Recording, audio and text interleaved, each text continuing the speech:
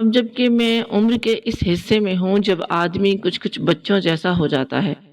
वो बच्चों की तरह जिद करता है, ख्वाब देखता है और चाहता है कि वो सब कुछ वैसे ही हो जैसा हो चाहता है। हालांकि उसे ये पता होता है कि सब कुछ वैसे वैसे नहीं हो सकता जैसा वो सोच रहा है। खैर, बच्चे को तो इल्म ही नहीं होता कि वो वैसा होगा या नहीं। उसने तो हर उस चीज़ की तलब करनी होती है जो उसे अच्छी लगे। हम भी जब बच्चे थे या छोटे थे तो ऐसे ही जिद किया करते थे, और ये वालिदैन को हौसला होता है कि वो बच्चों की जो जिदें पूरी नहीं कर सकते, बच्चों को कुछ और दे दिलाकर और उनकी तवज्जो किसी और चीज़ की जानिब मबजूर कराकर जान छुड़वा लेते हैं। बूढ़े शख्स और बच्चे में उतना ही फासला होता है जितना एक गहरे पानी में डूबते हुए शख्स का मौत से। हमारे बाबे कहा करते हैं कि जो शख्स जिसके बाल उम्र से सफ़ेद हों और वो कम गो हो, वो बड़ा दाना होता है। वो अपनी खामोशी से खुद को बुढ़ापे से महफूज रखता है। आपको ऐसे बूढ़े कम मिलेंगे जो ज्यादा खामोश रहते हों। आपको ज्यादा बूढ़े तो मेरी तरह के मिलेंगे जो बस अपना भाषण झाड़ते रहते हैं और ख्याल करते हैं कि अगर हमने ये ना कहा तो शायद दुनिया के काम रुक जाएंगे या सब कुछ बिगड़ जाएगा, और वो हर बात में अपनी टांग अड़ाना जरूरी समझते हैं। अब ऐसा भी नहीं कि बोलने वाले सारे बूढ़े या बाबे खराब हैं। उम्र जैसे ही गुजरे तजर्बात कराती है। हर गुजरा दिन आने वाले दिन की निस्बत बाज़ औक़ात बेहतर नहीं भी होता और बाज़ औक़ात बुरा नहीं होता। जो कौमें तरक्की करती हैं वो अपने माजी को साथ चिमटाए नहीं रखती, बल्कि माजी की गलतियों, खामियों और कोताहियों को सामने रखकर अपने हाल में और मुस्तकबिल में दाखिल होती हैं। नौजवानों को भी गलतियां करने का उतना ही हक है जितना हम बूढ़ों को अपनी जवानी में था। जब तक इंसान गलती नहीं करेगा वो अपनी इस्लाह कैसे करेगा? मेरे एक दोस्त का बेटा बज़िद था कि वो एक्टर बनेगा, लेकिन मेरा वो दोस्त उसे सख्ती से, प्यार से, हर तरीके से मना कर चुका था। तंग आकर मुझे कहने लगा कि उसे ये परेशानी लाहक है और उसका बेटा उसकी बात मानने से माजरत खा है। मैंने दोस्त से कहा, यार तू उसे क्यों मना करता है?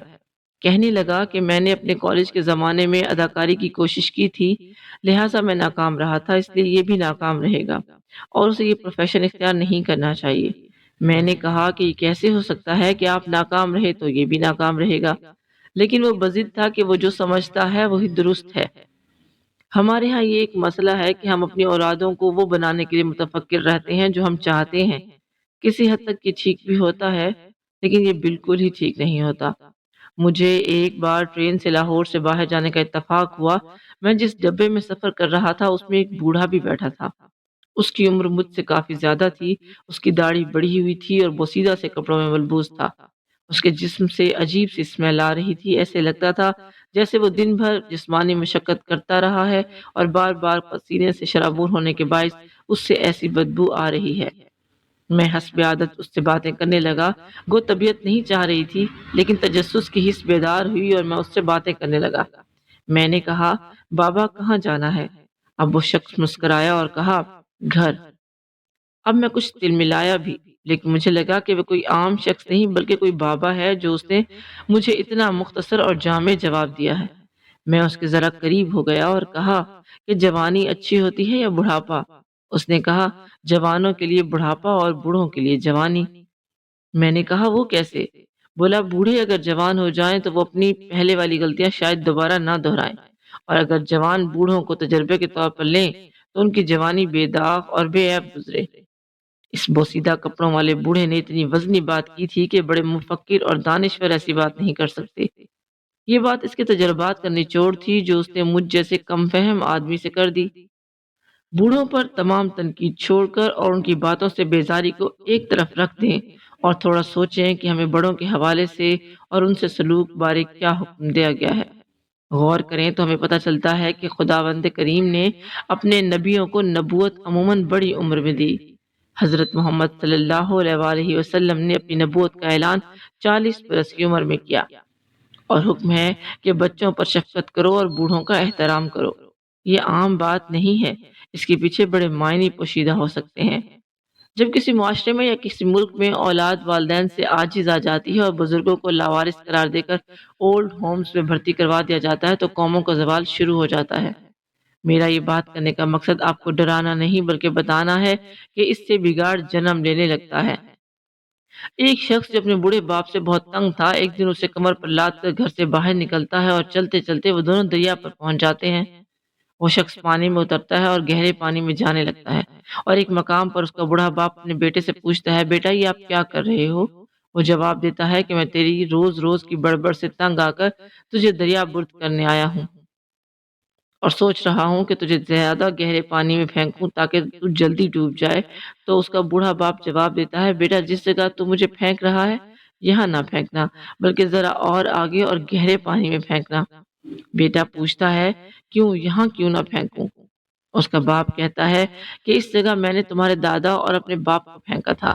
یہ سن کر اس کا بیٹا اپنے باپ کو واپس گھر لے آتا ہے، کیونکہ وہ سوچتا ہے کہ جب وہ بوڑھا ہوگا تو اس کی منزل اس سے بھی گہرا پانی ہوگا جہاں وہ اپنے باپ کو پھینکنے والا تھا۔ عدلے کا بدلہ تو ہونا ہی ہوتا ہے۔ ایک شخص بہت غریب تھا، زندگی اس پر بہت مشکل ہو گئی تھی، لیکن اس کے پاس ایک فن تھا، وہ یہ کہ وہ نوٹ، جسے آپ کرنسی نوٹ کہتے ہیں، بنانے کا ماہر تھا۔ اب طبیعت بھی اس کی فقیرانہ قسم کی تھی اور اس وجہ سے وہ بالکل تنگ ہو گیا تھا۔ اس کے پاس زمین کا ایک چھوٹا سا ٹکڑا تھا، اس نے سوچا کیوں نہ اسے بیچ ڈالے اور اس پر آسودگی کے دن آ جائیں۔